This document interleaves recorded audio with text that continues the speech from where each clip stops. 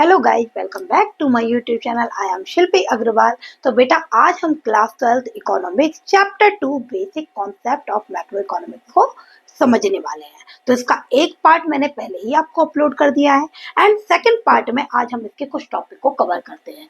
तो पहला टॉपिक आता है हमारा factor income and transfer income. तो फर्स्ट टॉपिक है हमारा factor income and transfer income.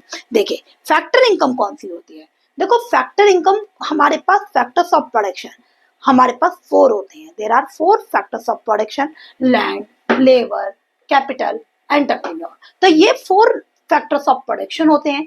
जो ये 4 फैक्टर्स ऑफ प्रोडक्शन होते हैं, जो इन्हें इनकम इनकी फैक्टर सर्विसेज के बदले, क्योंकि ये बिजनेस में ये अपनी फैक्टर सर्विसेज देते हैं। तो बिजनेस में जब ये फैक्टर सर्विसेज देते हैं तो इन्हें इनकी सर्विसेज के बदले इन्हें यहाँ पर लैंड के बदले इन्हें रेंट मिलता है, लेबर को वेजेज एंड सैलरी मिलती है, कैपिटल पर इंटरेस्ट मिलता है एंड एंटरप्रेन्योर को उसकी सर्विसेज के बदले प्रॉफिट मिलता है। तो फैक्टर इनकम वो इनकम होती है which income received in the form of rent, wages, interest, profit by factors of production of household, जो हाउस होल्ड के थे फैक्टर्स ऑफ प्रोडक्शन, वो for providing their factor services, उन्होंने अपनी फैक्टर सर्विसेज दी थी land, labour, capital, entrepreneur in the production process. तो ये है आपकी फैक्टर इनकम। नाउ आ जाते हैं it is an bilateral income. ये जो फैक्टर इनकम होती है ये बायलेटरल इनकम होती है। बायलेटरल इनकम क्यों होती है भाई? दोनों साइड से पेमेंट होता है। मैंने आपको फैक्टर सर्विसेज दी, देन उसके बदले मुझे रिटर्न में पेमेंट मिला। तो ये बायलेटरल होती है because it is earned for contributing to the production process, क्योंकि ये कमाई जाती है, हम प्रोडक्शन प्रोसेस में कंट्रीब्यूट करते हैं, देन उसके बाद मुझे वो इनकम मिलती है। ऐसा नहीं कि मुझे वो इनकम फ्री में एज अ गिफ्ट मिल गई है, नहीं, उसे मैंने खुद ने अर्न किया है, उसके लिए मैंने अपनी सर्विसेज प्रोवाइड की हैं, देन इनकम को अर्न किया है। इसके अलावा आ जाते हैं factor income of a normal resident of a country is included in national income. तो जो फैक्टर इनकम होती है, जो लैंड, लेबर, कैपिटल, एंटरप्रेन्योर को पे की जाती है इनकम, वो हमारी नेशनल इनकम में इंक्लूड होती है। जब हम नेशनल इनकम, डोमेस्टिक इनकम को एस्टिमेट करते हैं किसी भी कंट्री के, तो वहां पर हम इसे इंक्लूड करते हैं। बेटा, अब आ जाते हैं हम ट्रांसफर इनकम। देखिए, ट्रांसफर इनकम कौन सी होती है? ट्रांसफर इनकम वो इनकम होती है जो जिसके लिए आपने कुछ भी प्रोडक्शन प्रोसेस में कोई भी कंट्रीब्यूशन नहीं किया है। विदाउट एनी कंट्रीब्यूशन वो इनकम आपको अर्न हो गई। लाइक आपको कोई गिफ्ट मिल गया, तो आपने गिफ्ट लेने के लिए कोई वहां पर कोई भी कंट्रीब्यूशन नहीं किया था। ठीक, आपको सब्सिडी मिल गई। गवर्नमेंट क्या होती है? गवर्नमेंट हमें सब्सिडी देती है, तो उससे भी हमें डायरेक्ट हमने उसके लिए कोई एफर्ट्स नहीं किए, कोई फैक्टर सर्विसेज नहीं प्रोवाइड की, कोई प्रोडक्शन प्रोसेस में पार्टिसिपेट नहीं किया। हम गवर्नमेंट को टैक्स देते हैं, तो गवर्नमेंट को जो टैक्स देते हैं उसमें भी डायरेक्ट गवर्नमेंट हमें कुछ भी उसके बदले में नहीं देती है, कोई डायरेक्ट बेनिफिट गवर्नमेंट की तरफ से हमें नहीं मिलते हैं। तो transfer income refers to the income received without rendering any productive services in return. तो आपकी ट्रांसफर इनकम वो इनकम होती है जिसमें प्रोडक्शन प्रोसेस में कोई भी सर्विसेज हमने नहीं दी और वो हमें ऐसे ही रिसीव्ड हो गई। It is unilateral concept. ये यूनिलेटरल होता है। यूनिलेटरल मतलब वन साइड कॉन्सेप्ट होता है। भाई, मैंने आपको गिफ्ट दिया, कोई जरूरी नहीं है कि आप उसके बदले मुझे भी गिफ्ट दें। तो यहाँ पर ये वन साइड कॉन्सेप्ट होता है और फैक्टर इनकम में टू साइड कॉन्सेप्ट होता है, इसलिए उसे बायलेटरल कहा था हमने। क्यों? क्योंकि प्रोडक्शन प्रोसेस में हमने पार्टिसिपेट किया, देन उसके बदले जो है हमें रिटर्न में वेजेस, सैलरी, प्रॉफिट, इंटरेस्ट, ये सब कुछ मिला। Now it is not included in national income. ये नेशनल इनकम के एस्टिमेशन में भी इंक्लूड नहीं होती है, ना ही ये डोमेस्टिक इनकम में इंक्लूड होती है और ना ही ये नेशनल इनकम में इंक्लूड होती है। इसके अलावा it can be received either within the domestic territory of a country or from abroad। तो गिफ्ट आपको कहीं से भी आ सकते हैं। लाइक आपको इनकम के आपको अपनी कंट्री के अंदर भी मिल सकते हैं, मे बी कंट्री के बाहर से भी आपको दिए जा सकते हैं। जब कोई किसी तरीके की प्रॉब्लम हो जाती है, इमरजेंसी आ जाती है, तब एक गवर्नमेंट दूसरी गवर्नमेंट की हेल्प करती है इन केस, तो वो वहां पर आपको बहुत सारी हेल्प, फाइनेंशियल हेल्प प्रोवाइड करवाती हैं। कभी कुछ भी फूड वगैरह भी अवेलेबल करवाती हैं, तो ऐसे में वो फाइनेंशियल हेल्प थी, उसके बदले उन्हें रिटर्न में कुछ भी नहीं मिलता है, तो that is a part of transfer income. Transfer example इसके old age pension, scholarship, unemployment allowances, pocket money, taxes received by the government and subsidy paid by the government. तो ये सब आपके एग्जाम्पल हैं ट्रांसफर इनकम के। अब आते हैं बेटा अगले पे, intermediate goods and final goods. तो what are intermediate goods and what are final goods? देखिए, एंड यूज ये हमारा जो क्लासिफिकेशन है, that is the classification of goods. तो क्लासिफिकेशन ऑफ गुड्स में हमने गुड्स को टू पार्ट में डिवाइड कर दिया, first final goods and second intermediate goods. Now final goods भी आपके टू टाइप के होंगे, final consumer goods and final capital goods, and intermediate goods भी आपके डिटेल में पढ़ेंगे। तो वन बाय वन हमें एक एक को समझना यहाँ पर स्टार्ट करते हैं। तो बेटा पहला आता है आपका फाइनल गुड्स। फाइनल गुड्स होते कौन से हैं भाई? फाइनल गुड्स वो गुड्स होते हैं that are ready to use, जिसे आप बिल्कुल तैयार बनकर रखे हुए हैं, बिल्कुल रेडी हैं यूज करने के लिए, उनमें कोई भी किसी भी तरीके का वैल्यू एडिशन नहीं होना है। या तो वो फाइनल कंज्यूमर गुड्स होते हैं या वो फाइनल प्रोड्यूसर गुड्स होते हैं। तो देखिए एक एक को समझते हैं। देखो, final goods are those goods which are used either for consumption और आइदर फॉर इन्वेस्टमेंट। तो फाइनल गुड्स आपके वो गुड्स हैं जिन्हें आप कंजप्शन के लिए यूज कर रहे हैं। लाइक फॉर एग्जाम्पल, मैंने मिल्क यूज किया एज अ हाउस होल्ड, मैंने मिल्क यूज किया, तो मिल्क किसी हाउस होल्ड ने पी लिया, कंज्यूम कर लिया, दैट्स मीन्स वो फाइनल गुड्स है। नेक्स्ट आ जाते हैं, और used for investment, investment in for business, अगर वो बिजनेस में यूज होते हैं। लाइक एक मशीनरी थी, सेम मशीनरी, सपोज कीजिए एक वॉशिंग मशीन है, अगर मैं वॉशिंग मशीन को घर में रखती हूँ तो वो कंज्यूमर गुड्स हुई, और अगर मैं वॉशिंग मशीन का बिजनेस में यूज कर रही हूँ, उससे फर्दर प्रोडक्शन कर रही हूँ, डेली उससे ड्राइक्लिंग वगैरह होती हैं, कपड़े वॉश होते हैं, तो वो बिजनेस में रन हो रही है। जो बिजनेस में रन हो रही है that's means investment expenditure. Now आते हैं, these are included in both domestic income and national income. तो बेटा ये फाइनल गुड्स बिल्कुल रेडी है, तैयार है, तो इन्हें आप इंक्लूड करते हैं नेशनल इनकम में भी एंड डोमेस्टिक इनकम में भी। They are ready to use by their final user, final user ले सकते हैं उन्हें, मार्केट से परचेज कर सकते हैं, और वो बिल्कुल तैयार है, उनमें किसी भी तरीके का कोई वैल्यू एडिशन नहीं होना है। वैल्यू एडिशन मतलब increase in the value of rupees. Like for example,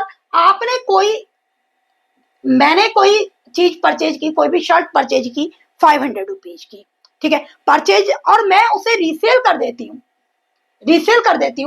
600 की। तो 500 की मैंने शर्ट परचेज की थी और 600 की मैंने सेल कर दी, तो यहाँ पर वैल्यू एडिशन हुआ था 100 रुपीज का, डेट इज वैल्यू एडिशन। तो यहाँ पर कोई भी वैल्यू एडिड नहीं होगी, मतलब कहने का मतलब है वो 600 में बनकर रेडी है, no value addition. Now next पर आते हैं, they have crossed the boundary, production boundary, भाई वो प्रोडक्शन बाउंड्री से बाहर है क्योंकि बिल्कुल रेडी है यूज करने के लिए। And expenditure on final goods by house hold is called consumption expenditure. अगर कोई हाउस होल्ड इन पर एक्सपेंडिचर करता है, लाइक मैंने अभी वॉशिंग मशीन का एग्जांपल दिया था, अगर वॉशिंग मशीन हाउस होल्ड ने खरीदी है तो that is called consumption expenditure. अगर वही वॉशिंग मशीन सेम वो प्रोड्यूसर परचेज कर रहा है तो that is called investment expenditure. So हम कह सकते हैं investment expenditure on final goods is equal to consumption expenditure and investment expenditure. Example आप फाइनल गुड्स का कोई भी ले सकते हैं जो अल्टीमेटली यूज हो रहा है बाय द कंज्यूमर और द प्रोड्यूसर। नेक्स्ट आते हैं बेटा intermediate goods. What are intermediate goods? अब इंटरमीडिएट गुड्स कौन से होते हैं? तो intermediate goods are those goods which are not ready to use, जो रेडी नहीं है यूज करने के लिए, जिनसे अभी भी उनमें वैल्यू एडिड हो रही है। जैसे मैंने अभी एग्जांपल दिया था 500 एंड 600 का, 500 की शर्ट थी, ठीक है, वैल्यू एडिशन हुआ था वहां पर 100 रुपीज का। तो intermediate goods are those goods which are used either for resale. तो बेटा 2 पॉइंट याद रखने, या तो वो रीसेल के लिए यूज होंगे या फिर वो फर्दर प्रोडक्शन में यूज होंगे। अब आप ये सोचेंगे भाई फर्दर प्रोडक्शन तो फाइनल गुड्स में भी आ रहा था, दैट इज कॉल्ड इन्वेस्टमेंट। तो आपको एक बात यहाँ पर याद रखनी है कि इंटरमीडिएट गुड्स वो गुड्स होते हैं जिसे मैंने अभी रीसेल किया था, लाइक 500 की परचेज की थी एंड 600 में सेल कर दी थी। तो फॉर आइदर फॉर रीसेल, जैसे होलसेलर से रिटेलर ने ले लिया एंड रिटेलर ने फिर सेल कर दिया, तो रीसेल करने के पर्पज से हो गया। एंड दूसरा हो गया फर्दर प्रोडक्शन। तो बेटा फर्दर प्रोडक्शन में तो मशीन भी यूज हो रही थी, जो भी मैंने वॉशिंग मशीन ली थी, तो यहाँ पर वॉशिंग मशीन नहीं आएगी, वहां पर आती है फिक्स्ड असेट्स, फाइनल गुड्स में आती है फिक्स्ड असेट्स। लेकिन यहाँ पर हम फिक्स्ड असेट्स नहीं लेते हैं, यहाँ पर हम वो प्रोडक्ट लेते हैं जो अपनी आइडेंटिटी को लॉस कर देते हैं। लाइक सपोज कीजिए मैंने अभी टी प्रिपेयर कर रही हूँ, मैं चाय बना रही हूँ, तो चाय बनाने में मैंने चीनी डाली एज अ रॉ मटेरियल, तो जो शुगर मैंने raw material as a add की, तो उसने अपनी आइडेंटिटी को लॉस कर दिया। नाउ अब मेरे पास शुगर नहीं है, अब प्रिपेयर्ड मटेरियल क्या है, टी। लेकिन जो फाइनल गुड्स थे, जो फर्दर प्रोडक्शन में यूज हो रहे थे, वहां पर मशीन ने अपनी आइडेंटिटी को लॉस नहीं किया था। तो बेटा दोनों में आएगा फर्दर प्रोडक्शन, लेकिन वहां पर आइडेंटिटी लॉस नहीं होगी और यहाँ पर आइडेंटिटी लॉस हो जाएगी। देखिए, either for resale and either for further production, they are not included in national income and not in domestic income. तो बेटा ये नेशनल इनकम में भी इंक्लूड नहीं होते हैं एंड डोमेस्टिक इनकम में भी इंक्लूड नहीं होते हैं। क्या रीजन है, देखो अगर मैं 500 यहाँ पर इंक्लूड कर लेती तो वो 600 में ऑलरेडी 500 इंक्लूडेड थे, तो यहाँ पर डबल काउंटिंग हो जाती।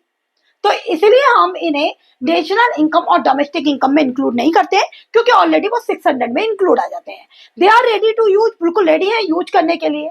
सम value has yet to be added, भाई वैल्यू अभी तक ऐड हो रही है, जैसे ये 500 की 600 हुई है, and they are still within the production boundary, के प्रोडक्शन बाउंड्री के अंदर ही है, अभी प्रोडक्शन बाउंड्री से बाहर नहीं निकले हैं। Example, milk used by a dairy shop resale के लिए यूज कर रही है।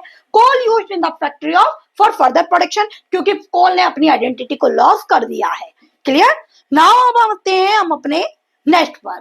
नेक्स्ट आता है हमारा प्रोडक्शन बाउंड्री। तो बेटा व्हाट इज प्रोडक्शन बाउंड्री, देखिए इसे हम इस एग्जांपल की हेल्प से समझेंगे कि प्रोडक्शन बाउंड्री होती क्या है। देखो प्रोडक्शन बाउंड्री क्या होगा, लाइक यहाँ पर क्या होता है, यहाँ पर फार्मर ने क्या काम करा, फार्मर ने produce wheat and sells it to the mill owner.